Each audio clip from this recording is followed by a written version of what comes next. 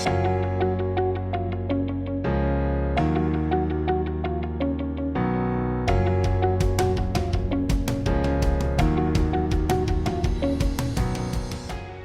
now that we've looked at our study events and we know that our night is complete, we are now going to open the study in the DataViewer. So to do that, we're going to go back to our study night and we're going to click the Open in DataViewer button.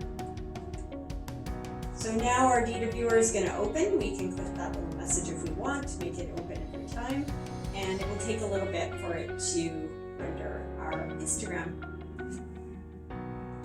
So now that the study is open, we can see the histogram, which is going to give us all our raw data. Up at the top, we'll have our menu bar. It's just your typical menu drop-down bar. File, edit, view, zoom, anything else you want to see in here. Right below that is our navigational tools. We'll have all of our tools that we use to look at the data. And then below that, we have our activity, so we can see when the device was active, inactive, if there were a pause, which is the red, and if there were any events, we'll see the triangle with the exclamation point. We can hover over that to find out exactly what happened at that time. Perfect. And that goes throughout the entire length of the evening here, and we know what the relative time was of the study. At the very bottom, it starts at 0, and then this one particularly goes all the way up to about 6.5 hours. Depending on what type of night you've loaded up, in this case here it's a Sleep Theragnostic, we'll have our different channels. So the top channel on a Sleep Theragnostic will always be the protrusion channel. This is where the mandibular positioner will, in what position they'll be throughout the study. And if you hover your mouse over particular timelines within it, you'll see where it actually is. Below that is the Oximetry channel that's pulling from the pulse ox. The airflow channel that's getting from the nasal cannula with the inspiration and expiration of air. The pulse through the pulse ox. Effort through the effort belt channel. And then the bottom channel is the storm channel. And on the oximetry channel, the yellow bars indicate events. So in this case, this is where the blood oxygen dropped by 4% or more. And you can hover over those bars to see exactly what's happening for each event. And then right at the bottom, we have our body position. So this lets us see what position the patient was in during the night. So we can show right side, left side, on their back, their stomach, as well as upright, and that is the black area. On our Sleep Theragnostic studies and our sleep studies, you may have multiple study nights. So to navigate to each night, it's just up at the top here. You'll see in the Sleep Theragnostic, it starts as a dynamic, which is your dynamic night. And if you have multiple nights, you can just choose the drop-down bar, or you can hit the little moon from the right or the left to go to the next night. Night number 2, and this will be night number 3. Some other tools that you can use on the navigation bar are the time window. So this just allows you to decide how much data you want to see on the screen at a given time. So you can go as little as 10 seconds up to 8 hours. And then using the little bar at the bottom, you can scroll through and look at your study.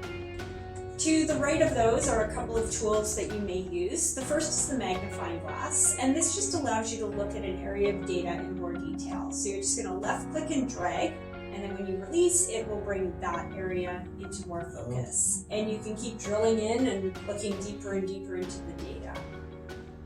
Next to the magnifying glass is the ruler, and this is going to allow you to take a measurement of an area of the study. So let's say we really want to know what was happening in this time period. Again, we're going to left click and drag, and then it's going to give us a little pop-up letting us know how long that period was, how many events, and what the corresponding ODI was for that period.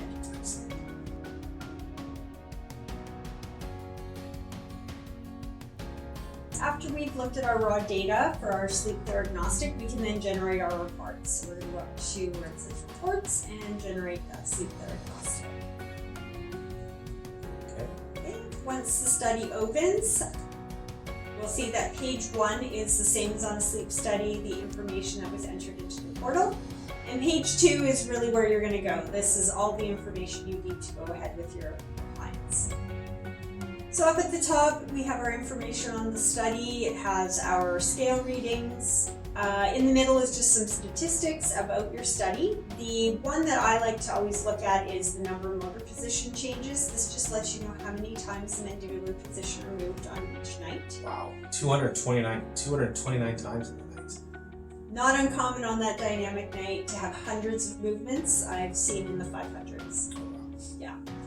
Static nights, less movement because we have our idea of that position. We're just getting in there and refining it. Below that is our prediction. It gives us that information in two ways, both in words and in a beautiful picture. So we know that our patient is a responder, and we know this by looking at that study result. As long as that result falls to the left of that center, they are a responder. This is a yes/no question, not a percentage. So even if they're in the yellow, they're still a responder. And then below that is our target position. And this target position is measured from 0 being end to end. So in this case, we would have the patient just a little bit farther forward than end to end at +1. And it also will tell you here what the target protrusion percentage is. So it looks like it's at 57.1%. And that's the ideal target protrusion that the machine is predicting. We hope that this video has helped you to use your DataViewer and the portal a little bit easier. If you have any questions, comments, or ideas for future videos, please let us know. You can call us or email us. Other than that, I think we're good, Colin. Yeah, take care. We'll talk to you later. Bye-bye.